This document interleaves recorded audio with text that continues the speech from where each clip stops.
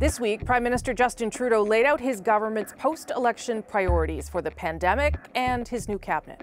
I have asked Chrystia Freeland to continue serving as Deputy Prime Minister and our Minister of Finance. Despite having just 2 more seats than the last election, Trudeau said the message from Canadians was clear. I think it is very clear from the debates during this election and from the mandate given by Canadians that we get to move even stronger, even faster on the big things that Canadians really want. This election mattered.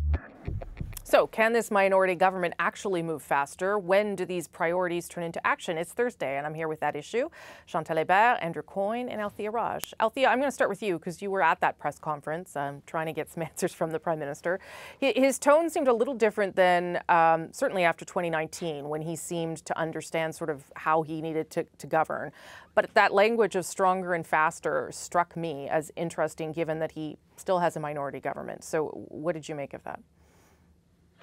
I think he was in part trying to justify the election, frankly, because he has been saying that he needed to have this mandate to move faster, although the things that he's putting forward, some of which he could have actually gotten done in the last parliament, I think it will be in the eye of the beholder to judge whether it is stronger and faster. I mean, you look at the calendar, we're being told the cabinet doesn't come back until sometime this month, that new cabinet will be appointed. Then he's off to the G20, there's COP, so Parliament is probably not coming back until November. And then today I was told that they have all these, like, in the first 100 days, we're going to do X and we're going to do that. Well, the first 100 days only starts once cabinet, apparently, is appointed. And so they'll get an extra month there to get some of the things that they have, that they want to accomplish. The first thing, though, that they absolutely need to do is about half a dozen measures that have to do with COVID that were extended until October 23rd. They don't need to pass legislation to get most of that done. They can do that through regulation. So that is what we're going to see. The first focus is going to be on the COVID stuff. That's why he said we needed an election. And there are going to be changes and new programs coming this month, as he said, you know, the planes, the trains, and the cruise ships. Chantal, what did you make of how the Prime Minister was framing the election and his priorities going forward?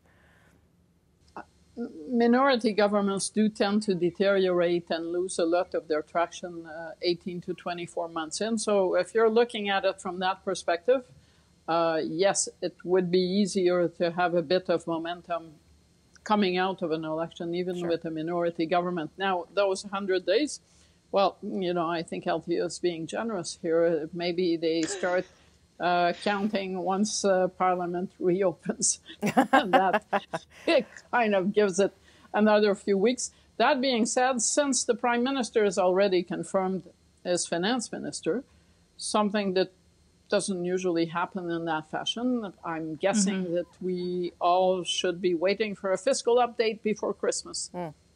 Okay, well, that would make me happy. More things to do. Andrew, what did you make of the PM? Well, he does have somewhat an elastic sense of time. I mean, if you recall in the last government, he was in a great rush before he prorogued Parliament, and he was in a great rush after he prorogued Parliament, but he had lots of time to prorogue Parliament. I don't think there was much of a real mandate in this election for anything other than the status quo. We got back essentially the Parliament that we sent packing. Now let's be clear. Each individual voter wasn't voting for this collective response, but if you put it all together, it was essentially more of the same. More of the same would include that there is a progressive majority in this Parliament. So he is in a relatively strong position in that he has the backing of other parties for his broad vision, broad ambitions. And he can pick and choose between the Bloc or the NDP, depending on the piece of legislation. So he's in a strong position that way, the same way he was before the election, which once again says, what exactly did you need and what exactly was accomplished by calling the election? Okay, so how about how they demonstrate their priorities? Althea, you mentioned the 100-day factor. Today, we learned that the Prime Minister took off to Tofino this morning on the first National Day for Truth and Reconciliation. Of course, he held an event last night, but he did head off for a bit of a break this morning. So just in terms of how they determine their priorities and what that might tell us as well. I think that tells us that the shakeup that needed to happen in the PMO based on a bunch of other kind of bozo decisions has not happened. There is no reason why the Prime Minister and his family cannot leave for Tofino tomorrow. But let's put that aside and answer the substance of your question. If we take the Liberals at their word and we use the platform to kind of glee what's going to happen in the next several weeks, there are going to be several big things. So he has to meet with the premiers to talk about healthcare. He has to meet with the premiers now to talk about 10 days of paid sick leave. He has to convene a summit with the arts industry to talk about how to save them. So there's going to be, if they plan on doing all of this, and I'm not convinced that they are, a lot of big things where the Prime Minister can kind of try to set his agenda actually outside of Parliament. The other thing that he needs to signal is all those pieces of legislation that were kind of controversial, the changes to the Official Languages Act, changes to the Broadcasting Act, the conversion therapy bill, that he is absolutely committed to doing those. Like, those have to be some of the very first things that the government reintroduces. And I have no reason to believe that they won't do that. I think they will. They're already deeply involved in transition. I mean, they're meeting not in the normal PMO building. They're meeting in the transition space. They are thinking about this. They want to make a big splash. But to Andrew's point, I think it will be a lot of more of the same. Chantal, on you on that point. I'm slightly haunted by the notion that at this time last year we were discussing the Great Reset of a throne speech. Yeah. So I'm kind of hoping that we're not going to be told that weeks are needed to write a new throne speech, since most of what was in the last throne speech is yet to be put in motion in any way, shape, or form. Big splash, possibly, but I think for the next year and a half, every decision is not going to be guided by electoral interest. How will this play if we go in an election? And that may mean that more time is taken to do things, because there will be leadership turbulence, to be polite, within the other parties. This parliament is new. There are provincial elections coming. So up to a point, they do have time. No one is going to be sitting there with a clock saying, if this isn't done by X day, we're going to have an election. And I think those first 100 or 200 days will tell us a lot about whether Justin Trudeau sees this mandate as legacy building or building to another election. Andrew, last word on this issue anyway. Well, it'd be good if they took some time over the internet bills, the C-10 on the hate speech legislation, et cetera. There's a lot of expert opinion gathering on this that says that these bills have been extremely ill-considered or are being rushed through. I think they're heading for some rocky waters on those. The other thing I would just simply say is the best laid plans and all that. The legacy of those first two governments was events happen that you couldn't anticipate, and you're judged almost more by how you scramble, how you react to events, than by your program and your vision and the things you were intending to do. So they did pretty well on handling Trump. They did maybe a little more mixed response on how they handled the pandemic, and something will be coming up that they can't foresee. For example, we're seeing the rumblings that inflation is going to be much more of a spike and much more perhaps long-lived than people had been anticipating, and they're going to throw a lot of their fiscal plans into disorder. I only have a very short time, and this is a very big topic, but speaking of events unfolding, since we last spoke, Michael Kovrig and Michael Spavor returned from China, were released. The Foreign Affairs Minister, Mark Arsenault, talked about this at the UN meeting earlier this week. Canada observed the rule of law, and 2 Canadian citizens paid a heavy price for this commitment. Canada will never forget this experience and this lesson. We shall continue to press for an end to arbitrary detention wherever and however it occurs. I know we could probably do a half hour on Canada-China relations, but Garneau also said on my show that the government's eyes were, quote, wide open on China. Althea, how does Canada move forward now with China? Because disengaging is probably not on the table. I don't think it's on the table. I think, from what I've been told, the government is going to try to build on the conversations it's had with its allies.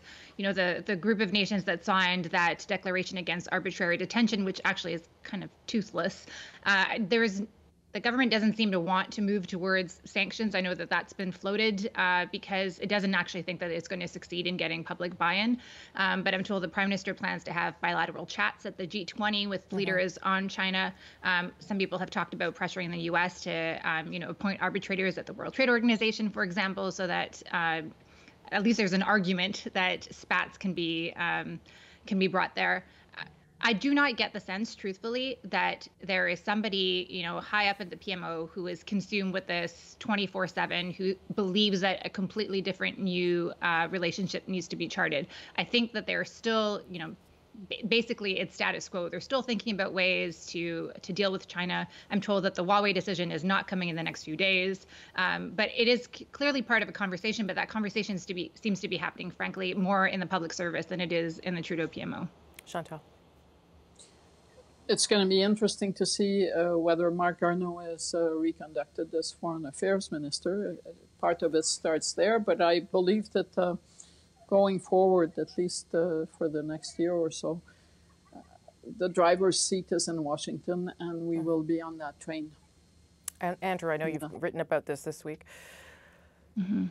Well, I mean, two things. One is there's still a bunch of Canadians being held hostage, effectively, or held in Chinese jails for varying degrees of legitimacy. And if we thought we were going to be free of that just because the two Michaels are free, I think we got another thing coming. Secondly, is the conventional wisdom has been that now that the two Michaels are free, the government is itself free to take a much tougher line with China. I will believe that when I see it. They weren't particularly taking a particularly tough line with China before the two Michaels were taken hostage. And they are deeply wedded to sort of a geopolitical vision of China as the rising hegemon, that Canada needs to carve out a separate road from the United States and be much more invested in where China is going. It's going to be hard for them to move off that and I think to take a more realistic view of the possibilities in China than they have to date. I think it's going to be very hard for them to change their spots on this. When I was elected and put in this role, I was breaking a glass ceiling. What I didn't realize at the time is that I was breaking a glass ceiling that was going to fall on my head and leave a lot of shards of glass that I was going to have to crawl over, throughout my time as a leader. And when I arrived at that debate stage, I had crawled over that glass. I was spitting up blood, but I was determined to be there. I was determined to be there so that the next time someone like me thinks of running and wonders whether it's possible to be on that stage, they will know that it is possible. That was Annamie Paul earlier this week, stepping down as Green Party leader, or saying that she will. It's in about 2 weeks' time. What was her message to Canadians and to her party? Where does the Green Party go from here? Chantal, Andrew, and Althea join me for an extended round of At Issue. Obviously, those were, sort of very graphic words in some ways from Annamie Paul. But that's how she felt about how that experience went. And when I interviewed her during the interview, she seemed, to be quite honest, already defeated, as though she knew that this was not going to end well for her. So, Chantal, I'll start with you. I mean, either about Annamie Paul and how this unfolded for her individually, but also what it means for the Green Party. Well, it is not easy to be a federal leader. That being said, when you bring in results like the results the Green Party received on election night, more than half its votes are gone. Yeah. Fourth place in Toronto Centre, where too much energy for whatever political wisdom anyone could have offered was expended. You do bear some responsibility, and that was kind of missing from the it wasn't my fault, it was everybody else's fault. And I think that just speaks to a lack of understanding of the political process. Yeah, I mean, yes, for sure, people in the party did not set her up for success, Andrew. But yes, I think Chantal's probably right, too. Mistakes were made on the other side as well. Yeah, I mean, I think she's had the better of the media on that whole story. But I think there was fault on both sides. I mean, it looks really bad in the party to be knifing your leader just before an election. But on the other hand, her assistant was out there basically threatening, candidates in the party with excommunication, if you will. And frankly, politics is not just a brutal game, it's a power game. And part of your job as leader is to establish your leadership of the party. Yeah. And to an extent, regardless of fault, if you're unable to do that, then the brutal reality is you have to go. I feel for her because I think anybody who went through that process, it would be a terribly demoralizing and depressing experience. And I think particularly because she felt as she was saying, she had to represent certain people in that job. But that's at the end of the day, that's the long and the short of it, is you have to be able to establish your leadership. Yeah. Althea, your thoughts on that? I feel very conflicted about this issue because a lot of the way the conversation has been framed is around how she was the first Black Jewish woman, and the glass ceiling stuff and all of this. Like, she seems to put all the focus on all the things that happened to her because of these identities that she has. And that is not true. I mean, absolutely, the Green Party has a problem with racism. We saw that in its internal report, in the way that they handled complaints and the amount of complaints they had. But the problem was, to Andrew's point, the way I think she tried to assert that leadership. It was never going to be easy to replace Elizabeth May.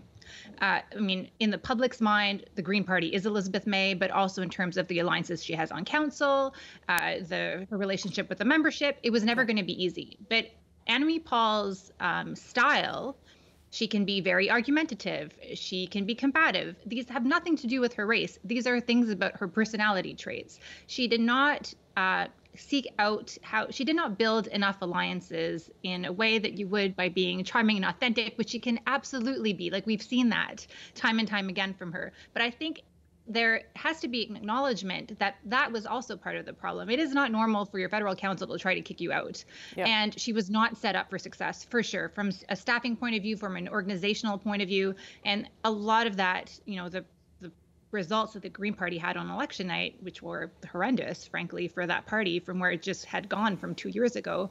But a lot of it has to do with Annamie Paul herself. And it would have been, I think, more honest for her to reflect that she has some culpability in that too. She did not take the steps required. Yeah. And I don't know, it's kind of sad for a party. This is such a different party with different factions, competing factions.